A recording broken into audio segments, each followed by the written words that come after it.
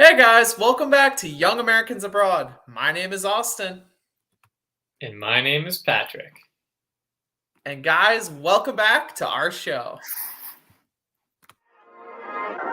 Yeah, we got AVT and PAT. They talking about young Americans overseas. We got McKinney, Pulisic, Reyna, and Des. Got that red, white, and blue. USA on the crest from England, Germany, from Belgium to Spain. Racking up all the medals on the trophy train. Got one thing on their mind, we're skill and some love. One day we can say we will win the World Cup. It is game week, guys. And Pat, we're so excited here at YAA. We can't wait to watch USMNT versus Mexico on Thursday. And what's the vibe over there with you? We're so excited, man. I mean, you can see all my awesome background here. You can see it, Austin. Don't worry, guys. I'll fix that. No, but I'm excited. It's game week. I feel like the nerves are there, the excitement. But, yeah, I mean, it's just going to be incredible, right? To start at the Azteca and then see where we go from there. But I know as a fan base, right, we're all holding our breath.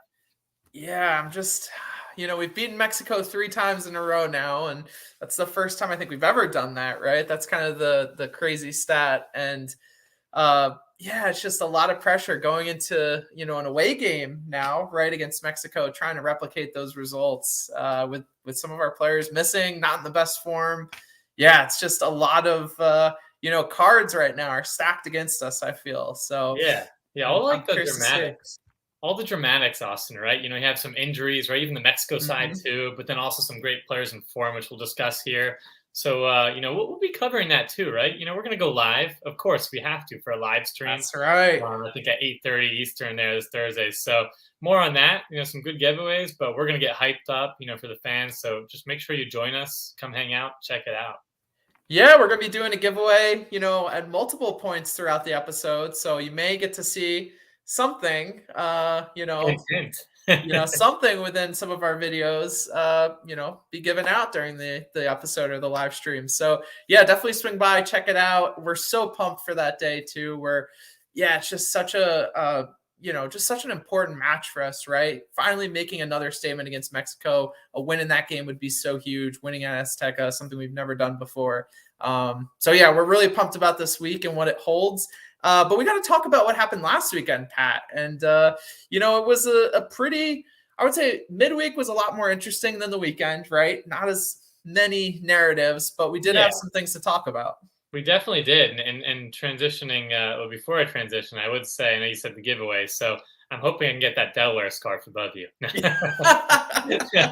No, but all jokes aside, we're talking about Christian Pulisic, right? So, I mean, this guy is just perfect form, perfect time right now. So, like you said, starting back in the this past week with that Champions League game against Timo Weah's Lille. So, I think also that was the first time, with Tim and Christian going against each other, right? That 2 Americans had played in the the knockout stage there. So that's really awesome, first off. But I mean, Pulisic just really was a nightmare for Lille in both legs. They won this one 2-1. They were down 1-0, and Christian was looking threatening his entire time in the wing. And obviously, Jorginho found it with a beautiful ball, perfect through ball. Where Pulisic made a great run and such a clinical finish, finish full of confidence where he just put it perfectly, in that bottom corner there. So that was awesome. You could see how much that meant to him. I think he also wrapped up that award, right? I think he got that man of the match, I think, in that Champions League game. And he did, yeah. Yeah, I forget that exact title, but yeah, he is just firing on all cylinders, right? So, with that game, and then it was going to quickly, not too much to add, just more holding your breath over this past weekend with the FA Cup. And you saw that injury scare where he started, went down holding his ankle. I think everybody was freaking out on Twitter and social media, just like, oh my gosh, please, Tuchel, take him out. But again, he looked full of confidence, taking players on, great combination. The Chelsea front line's firing on all cylinders too. And I couldn't be happier for Christian coming into the window. Yeah. Luckily, he seemed to be fine over the weekend. And again, knockout round Pulisic, right? We got to see that in full display. Him in all his glory against Lille. And it's really, good to see him back. back to his scoring ways, right, and kind of getting back in his full form, right, and before some of the most important games we're going to play this year. I think that bodes well for the future. And again, just so happy no injuries. I mean, come on, if that happened, God. Also, I know I'm knocking on wood. I'm knocking on every piece of wood I can find. It's such a little thing, but it's such a big thing, right? Like, seriously, especially with everything else going on. But yeah, I mean, this is perfect, Austin, in terms of Chelsea, right? What he's been doing there. They're going against Madrid as well. So just looking down the line, that's a team who, again, kind of going through a rough patch, if I'm being honest, in terms of what we've seen from the past Madrid teams. They're a little bit older, tired legs there. They just got destroyed by Barcelona. Granted, they are way ahead in La Liga, but that was a pretty brutal loss. And they did beat PSG. It was a good win for them. Obviously, that team's in just chaos right now, but yeah, that's fair. That they did win against PSG, but I just think Christian's going to eat up that back line and just kill it. So, nonetheless, right, thinking down the line, it's great to see him really inserting himself in this Chelsea team. Timo Werner, a few others, right, just kind of on the bench now, and it's really kind of earned Tuchel's trust to start there in his preferred kind of positions, right? Being on the wing there, cutting inside as well, just making those darting runs, very direct and full of confidence in the final third. And that's exactly what we need. If I'm predicting right, Mexico might counter, and then, getting the ball up to Christian one-on-one or finding those back runs and just getting involved in the final third, I think will be so crucial for us. Yeah, I agree. And, it's a matchup from last year, right? Chelsea played Real Madrid. Christian Pulisic, played kind of hero in that matchup last year. So I think it's going to be really interesting to see how this shakes out. And Chelsea moving on. So now we want to move over to Germany and talk about, the player that's on the back of this jersey, and that's Gio Reyna. So Gio was back in action for Dortmund again this week. Midweek he came off the bench to provide an assist for Dortmund in their 1-0 win over Mainz, and the assist came off a free kick, basically from just past the halfway line into the box. And Dortmund was able to capitalize and score a goal in that moment, and again get that win based on that goal. The 1-0 win there. So that was really positive.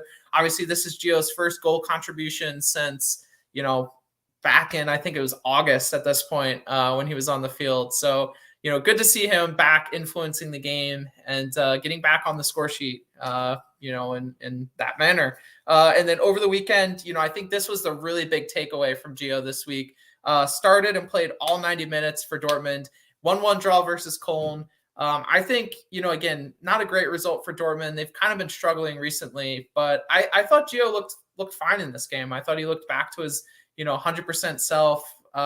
He's very lively, played more centrally, which I, always like seeing him, there and kind of combining in the midfield, again, creating that, passageway through the defense to the offense and kind of being that, shepherd of the ball, so to speak. So, in this game had 3 key passes. Again, I thought he did fine. I thought he influenced himself well at times in the game. Obviously, again, Dortmund they seem a little out of sync, so I don't think he really created too many crazy chances. I thought it was a 6 or a 7 performance from him, nothing like an 8 or a 9 performance. But all in all, I think the biggest takeaway is that he's healthy, played a full 90, has it under his belt, and I think that should give Greg Berhalter a lot of confidence in starting him day one against Mexico in this window. Yeah, no, I think that's really important. And the fact that he was able to, again, very, very good Dortmund team, Dortmund team where, he's getting some minutes right back from injury and then plays a full 90, pretty immediately in, just shows how important he is to the team and just, his level of skill and kind of picking up where he left off. So, couldn't be happier for him in terms of his health. And, again, that's a player, especially with everything else we're going through, that we need in Azteca, especially for this last window. Him, McKennie are just kind of those those personalities you really need. So I'm really happy for Gio, and yeah, it's kind of, I don't know if they can close the gap on Bayern really, but they're having a really good season in general, and I'm just happy that Gio can kind of see that out. Yeah, I think it's going to be tough for them to overtake Bayern, but at the end of the day, I think I said this last episode. If Gio can just finish the season strong, stay healthy, right? Again, kind of like with Christian, just stay healthy rest of the season. Leading up to the World Cup later in the year, and just remind people why he's such a special prospect. I feel like people have forgotten about him, and he needs to remind people, so to speak. So. Yeah, he loves that. He's relishing that, Austin. Yeah, we know he would, he loves to relish a challenge. So, yeah, I think with that, now we're going to head over to an interesting topic, Pat, one you love talking about. That's right, the goalkeepers. And we'll start with my boy here, right? Finally get to talk about him week in and week out, Ethan Horvath. So, interesting, right? Just the developments kind of faded, right, from the USMNT picture after that glorious summer he had, right? And obviously not playing with Samba for Nottingham Forest when he made that transfer. So just a tough club situation. But again, like we've covered, he's been in tremendous form for the last 5 or 6 league game starts, the FA Cup as well. And that's what we'll focus on from this past weekend. So Horvath again got the nod over Samba in the quarterfinal game against Liverpool in a 1-0 loss. Now, you could argue looking at the goal, right? He might have been able to do better against Diogo Jota there. But yeah, I think when you look at the entire game in terms of his saves, right? I think he had 4 or 5, a pretty incredible save when Firmino broke through 1-on-1 where he tried to chip him. And you can just see Horvath in terms of these big games, right? It's a huge FA Cup game for Nottingham, playing against a team like Liverpool. And Horvath came out to play in terms of some of his incredible saves.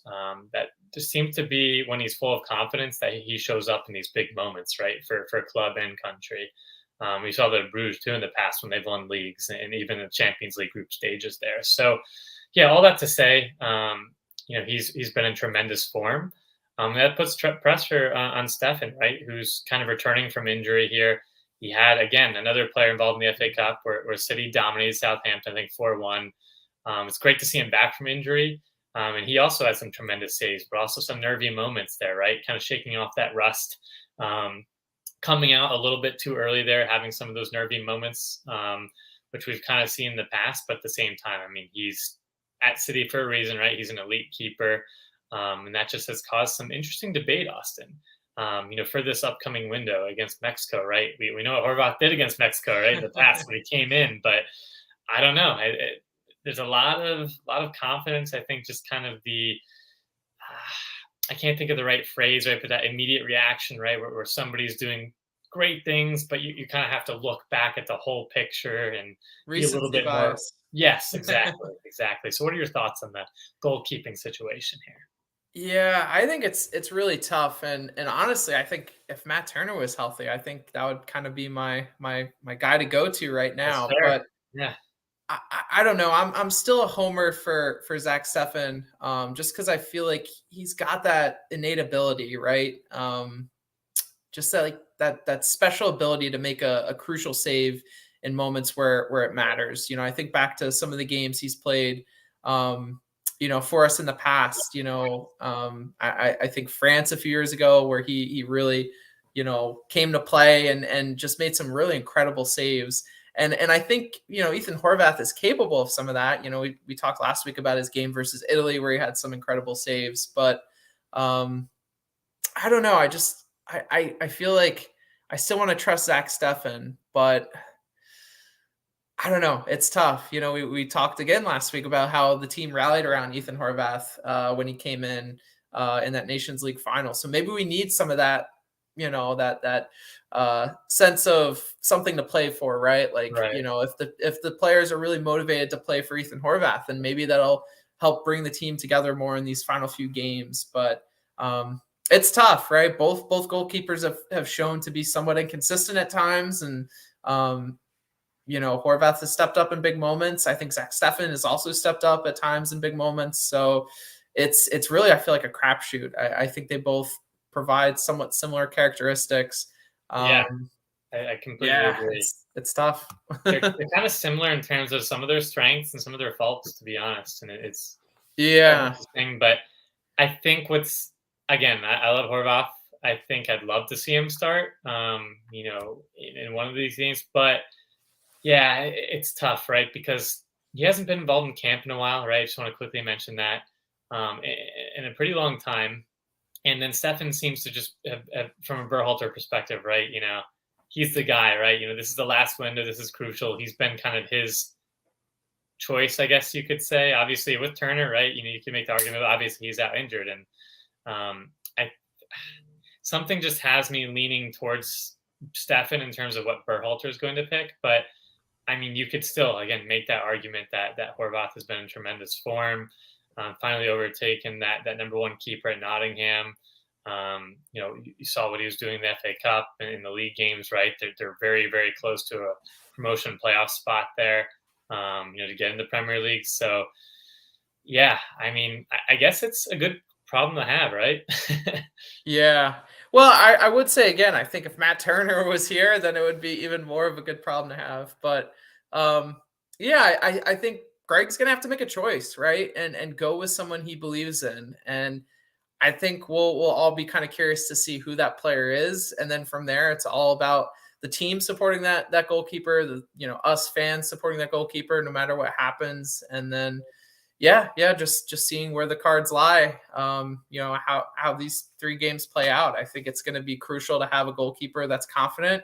And I think, again, if we can support that person and provide them with a platform to do what they do best, I think that's the best, plan of action. Yeah, no, I couldn't agree more. It'll be interesting to kind of, see what happens here. Just because, again, there's so many things, right? And just ifs with this roster, not only goalkeepers and on, right? But I'm glad Horvath's just a part of the team, right? I just want to quickly add that. I think he should have been that third option this entire time, but I don't know. I'm not a Hugh Johnson or some of those other guys, as the 3. So interesting to see for the time being, Austin. Hey, my pick was Gaga Slonina right from the start. Azteca, no, that would be awesome. But no, I'm His time will come. His time will come. Yes, you said it best, Pat. So now we want to transition to our final main topic we're going to talk about today.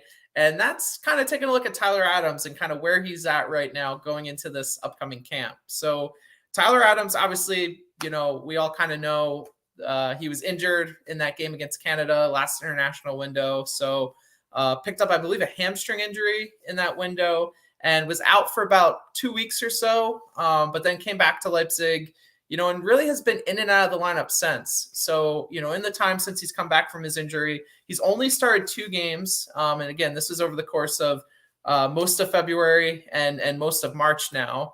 Has only played 127 minutes. So again, not really the game time work, we've come to expect from Tyler and really have grown accustomed to from him. So I'm just a little concerned, Pat, I think, going into this window. And I know Tyler's the ultimate professional, right? He's someone who's a leader on this team. And I think, he's doing everything he can to contribute to Leipzig and stay in, the best form he can. And obviously he's training hard and doing all that. But I'll be honest, though, I'm a little concerned with him getting less game time, obviously for his club position going forward, but also for us in this camp, right? This is such an important camp. We don't have Weston McKennie in midfield.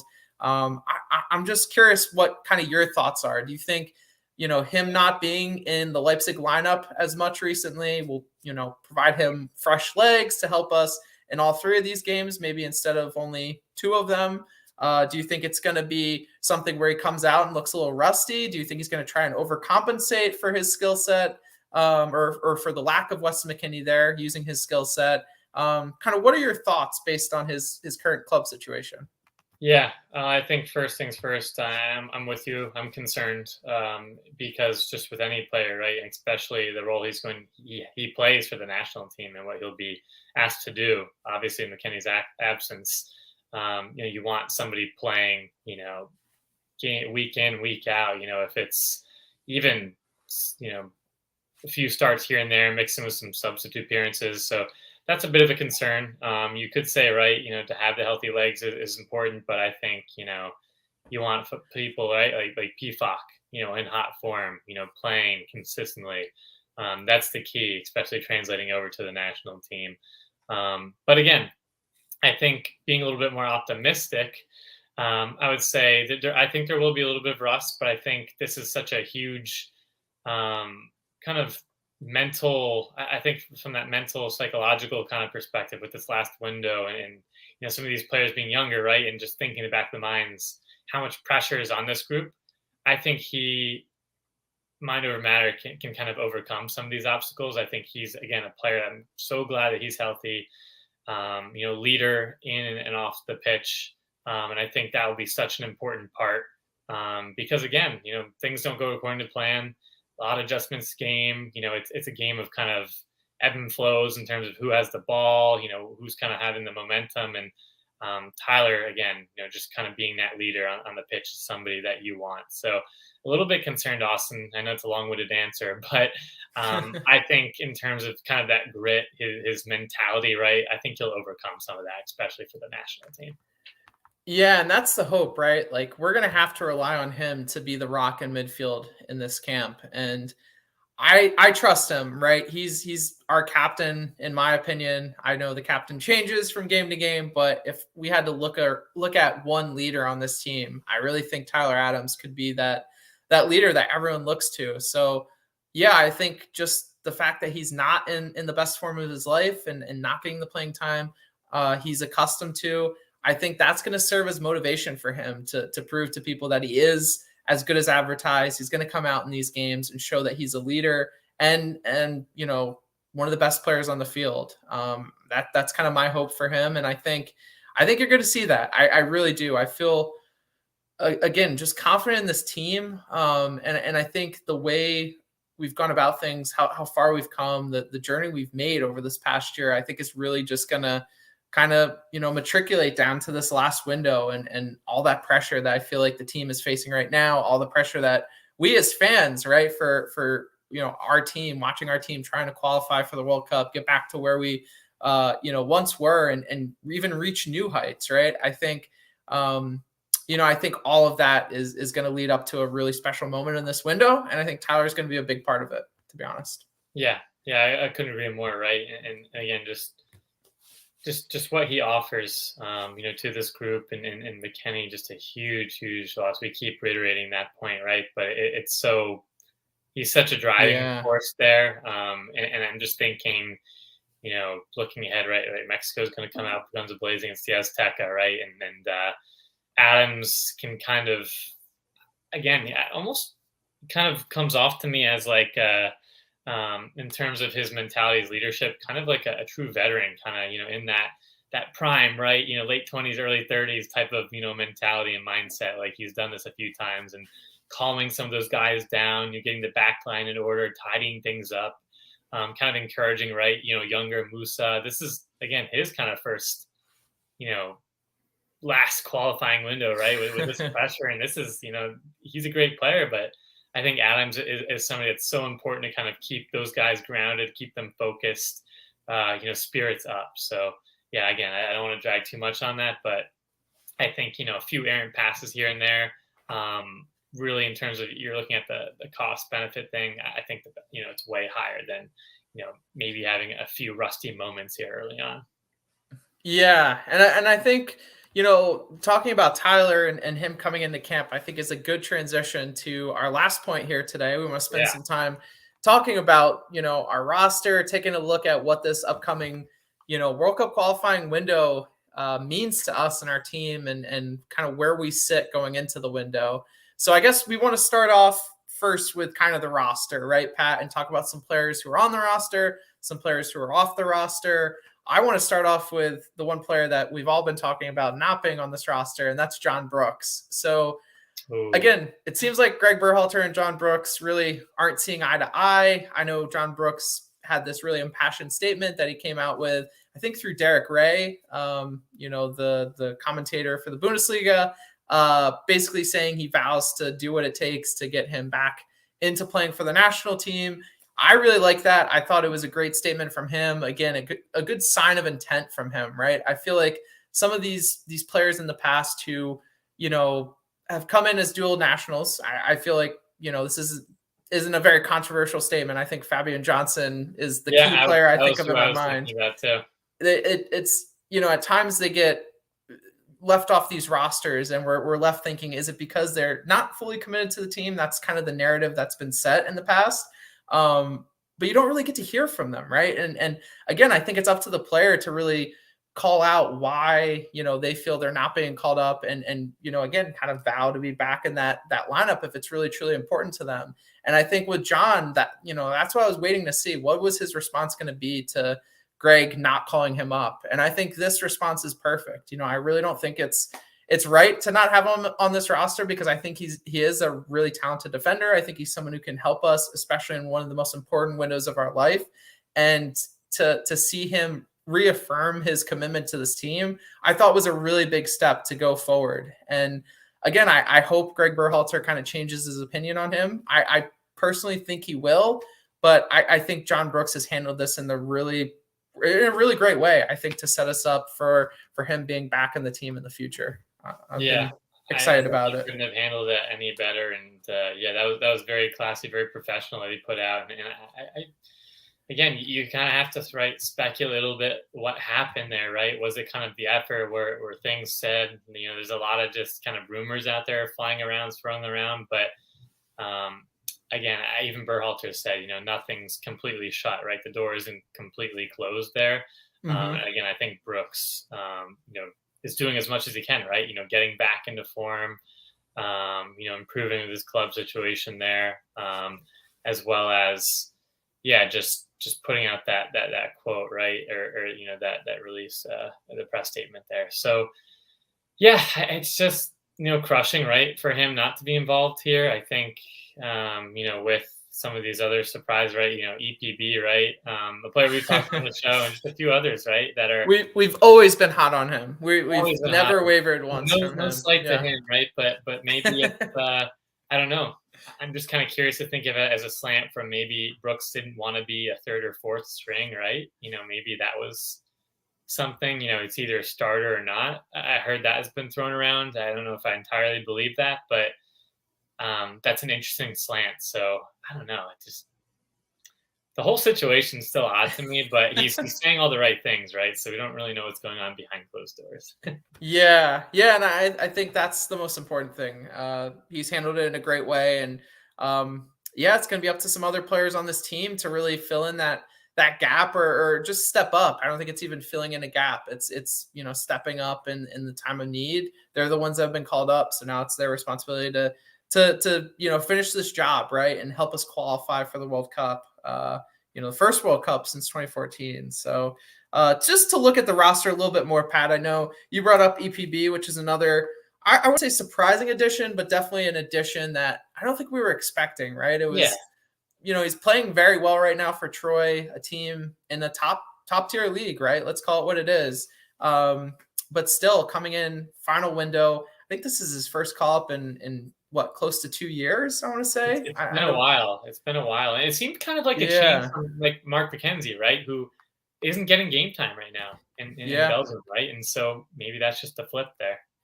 Yeah, that's a good point. Yeah, Mark is not on this roster. Another center back that is Aaron Long. So again, this is his he was called up in January just as an observer, I think. Yeah, I saw that, right? You saw some pictures there, him around the group. I was kind of curious about that.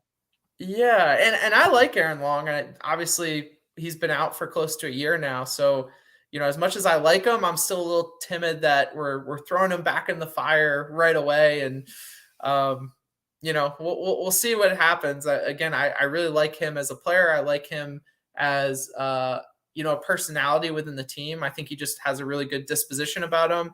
and he's proved to be pretty reliable. I think, I think over the years I've grown to accept him on the team and think he actually has a place. So part of me doesn't hate him being on this roster, but it's definitely a gamble, I would say. Another player that we were really excited to see, Gio Reyna, right? He's finally back for Dortmund, fully healthy. Great to see him on the roster. And then Austin, PFOC.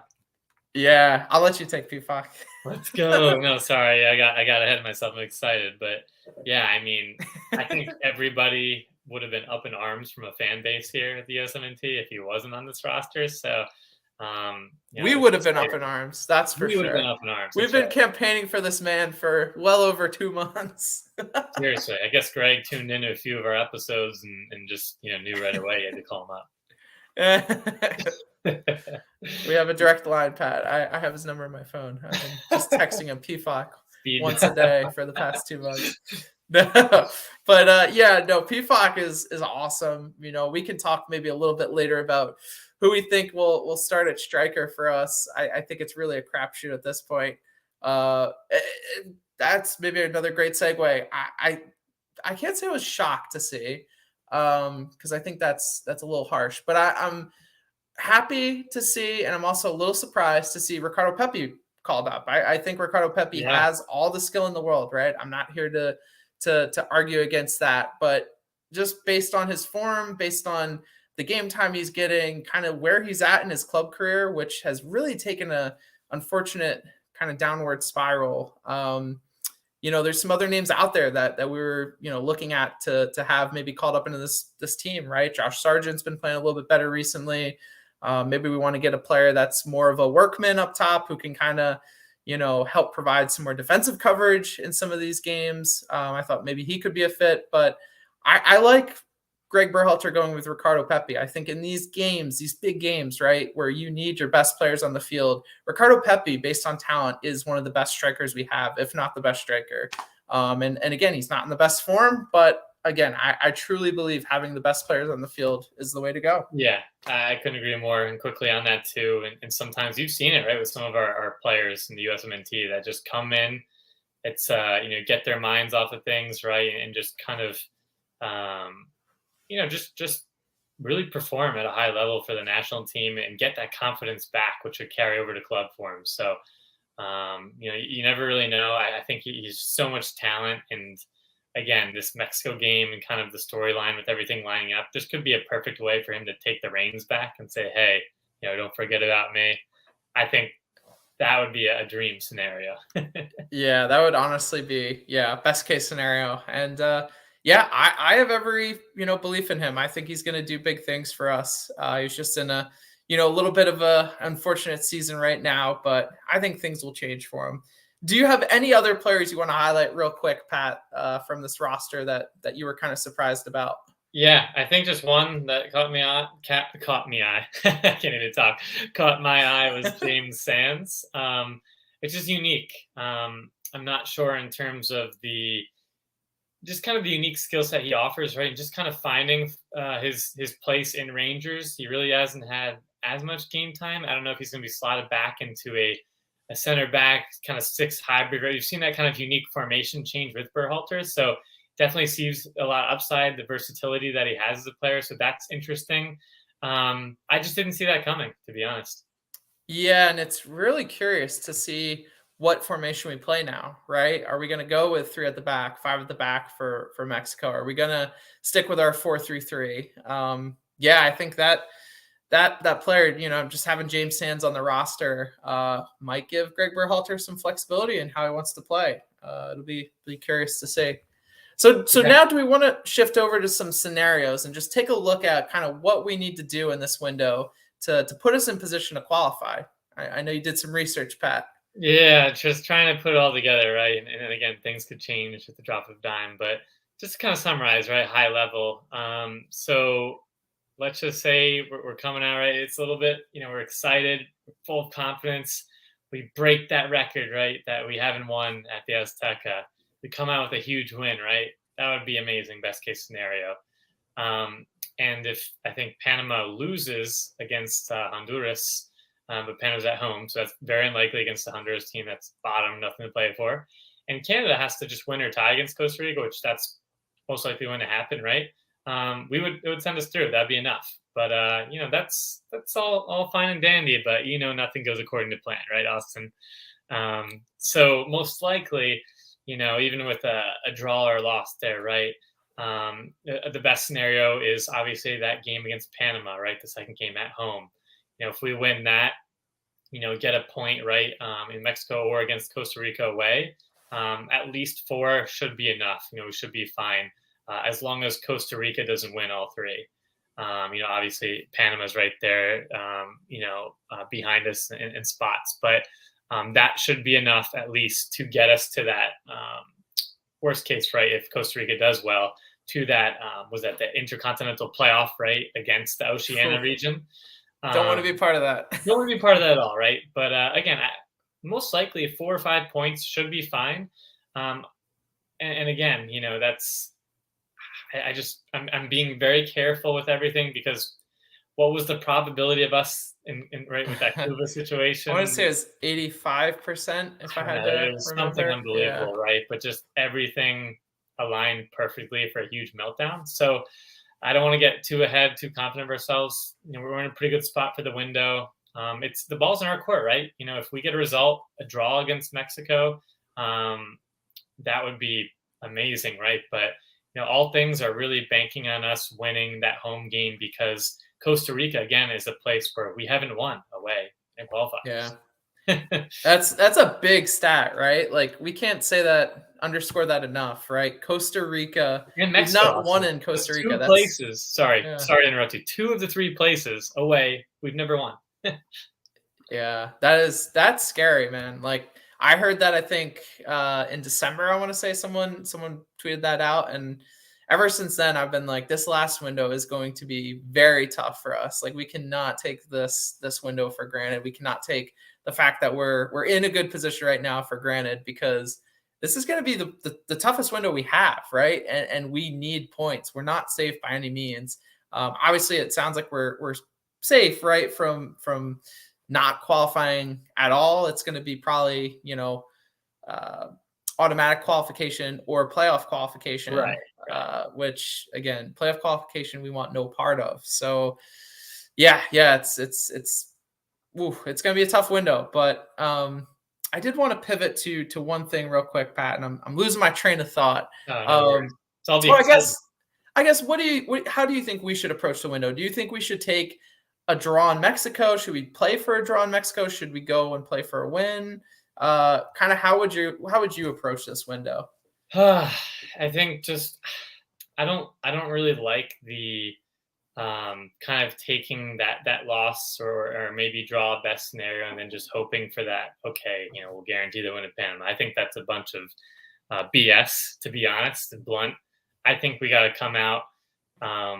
Right, Mexico is obviously some injuries. They have some injuries on their end too, right? Herrera, Funes Mori, a few others, and they're not in the best spot. And they haven't really done that well in this qualifying at the Azteca. So I think all things aligning in terms of what we've been able to do, dominating, which is great. Those performances in the finals, Nations League, Gold Cup. I think we should have all the confidence in the world to really go for that win. I think a draw we have. I want to say we have to get. I don't want to take a loss. I think we're at a point, where we're better than them. I feel like, just being, full of confidence here, that we should be confident to get at least a draw. And even then we should be like, well, okay, we could have done better, put some of those chances ahead. That'd be amazing if we could break this record. But ideally, draw or win. But I think we should go out guns a-blazing, really push them. Yeah, I think so too. I think we can't be complacent. I think that's gotten us in trouble in the past. I think that got us in trouble, the last World Cup qualifying cycle. We got a little too complacent in how we approach that cycle. And yeah, I just think right now we can't take anything for granted. We need to fight until the end. And I think at times if the opportunity presents itself to sit back and try and take a point, I don't think that's seeding, right? I think that's being aggressive and having a intellectual mindset on how we should, reapproach that moment, right? I don't think we should approach games looking to draw them. I think we should go in trying to win. And if we get into a situation where we need to try and draw, then we can do that. But I think we need to be aggressive from the start. And kind of see again where we stand in this last window against these these three teams. Couldn't agree more, Austin. I think just to kind of wrap up here, right? With all the excitement, but just with this window, right? This Mexico game is huge. The Panama, Costa Rica. Do you have one or two players in mind that you think this is the time to step up, right? Take our program back to the World Cup. This is it, man. Do or die. There's a lot of fans, generations, right? Soccer fans kind of relying on this group to get us back into the spotlight. Yeah, and I think the one player, again, is the player I'm wearing today. I think Gio Reyna needs to be the person who kind of takes the mantle from Weston McKennie in this window and cements himself not only as one of the best players on the field, but also, again, leading that disposition of the team, right? Leading that toughness mindset, coming into Azteca, going toe-to-toe with Mexico, stirring it up a little bit, but also being smart and being very confident and direct in how he wants to play this game against them. I think he really is going to be key in that game. I think he's going to be key just in this whole window, right? We need playmakers on the field. He is definitely a playmaker. He's a goal scorer as well. So I just want to look to him as a leader, as crazy as that sounds, looking to, a 19-year-old now, 18, 19-year-old player as a leader. But I think it's his turn to step up. And I think he's healthy now, which will bode well for him as well. I like it. Coming back, the fire in his eyes, right? Gio's just he's been relishing this moment, ready to kind of back from injury, take the national team and take Dortmund by storm and just announce his presence, right, as a world elite talent again, class talent there. Yeah. I guess my player, right, pivoting, I think would be, Christian Pulisic, right? Captain America there, back in form. He hasn't really performed to the best of his abilities, right, for the national team. You could argue, right, obviously coming, you were there. You saw him in Minnesota, right? Put that goal on the field, scored a goal. On the field, right? But this is substitute. Yeah. And I think, he's just in back in form with Chelsea, which we covered earlier, right? And stars are aligning for him to just kind of make that impact. Whether it's against Mexico or breaking down these low blocks, right? Against Panama or Costa Rica. I think this is where he cements his legacy with this program. Erases, right? He's again, a player that went through that. He was part of that Cuba nightmare. And now he's saying no more, right? Pardon my language, but I'll keep it PG. But F this, I'm contributing to the team. I'm not overthinking things, but full of confidence. Making the right decisions and executing the final third. I think this is his window to step up. Yeah, I really agree with that. I think he knows this better than most, right? It's like him, Paul Arriola. I don't think Kellen Acosta was on the team. Maybe. Who'd you say? Was Yedlin there too? I think Yedlin might have been. Yeah. There's a few of them, but still, he knows it better than most, right? Like, he was the man last window, and now he's got some people around him to help him out in this window. And, the pressure is there, right? But I think he recognizes that now is the time. We have the team to qualify. That time, it seemed like we didn't have the team to qualify, and that's what happened. So, I just think he needs to be confident in that and come out and prove it in this last window. This is what he's been working towards for the past 4 or 5 years. So the time is now. I was gonna say, do you have one more player? I think we may have the same player here. Yeah, and it's funny, we were talking off camera before, but I think this is a unique opportunity, right? Which player are we gonna get? Kind of like Jekyll and Hyde, but this is Kellen Acosta. Yeah, I agree. Austin. Huge player. This is his time to step up because we've seen some abysmal performances. We've seen some great performances, right? And just with McKennie's absence, which we've harped on so much, all the other injuries, right, piling up, and he needs to step up, with Adams, right? Kind of, again, Musa's in that midfield, right? You could argue, starting there and has been a staple for our team, but he's such a young player, right? Acosta has the experience. He's been around, club and national team. And I think, again, this is, he's got to really, kind of brush down or eliminate some of those issues, right? And dips in form and really, mentally focus, concentrate there, be a focal presence, right? That leader on the pitch, in the time of need where we really need that midfield to be cohesive, operating at high levels and, set pieces, right? He's able to do. He offers so much, but then right on the flip side, like I said, there's been some really bad performances. Yeah, it's that consistency. He needs to be consistent this window. He needs to bring that energy he has to the pitch, right? He loves to stir it up at times. He loves to talk, to other players and kind of chirp them mid-game. And I think when we play with that same intensity that he brings in those games, I think we play to the best of our ability. And we need that, again, in the absence of Wes McKennie. We need another player on the field who's not afraid to fight and mix it up when teams are taking it to us. And Wes McKennie's not there. I think Kellen Acosta needs to be that presence on the field for us. Right. So, yeah, I couldn't agree more, Pat. I think he's going to be a very important player in this whole window in all three of these games. And, again, we kind of, talk about him and say, oh, there's some shortcomings with him. Oh, there's some things we wish he could do a little bit better. But at the end of the day, we've got the players called up to this window that we have, and he needs to be one of the players that steps up and plays to the ability that we've seen from him. So yeah, that's kind of our three key players that we want to see perform well and kind of rely on for this tournament. Yeah, that was a perfect way to kind of end it, right? This is it, do or die. It's time to step up. So again, we appreciate you guys tuning in for these weekly episodes. And again, we have a big window coming ahead. So again, make sure to join that live stream, right, Austin? This Thursday pre-game, right? Get amped up. Bring your alcoholic beverages, bring your non-alcoholic beverages, get your favorite snacks. Some of our last viewers were kind of telling us about their kind of superstitions or kind of, what they're doing to warm up for the game themselves. So we're all hyped. We're excited. Again, appreciate you guys, viewing our videos there. Yeah. And we're so excited to get back to live streaming. I know it's been a little while. We're going to do it for the Mexico game. I think we're going to do it for a few of the other games too in the window. So, we're excited to be doing that again. And I think with that, Pat, we'll end our episode for today. So guys, make sure you like this video, subscribe to our channel down below.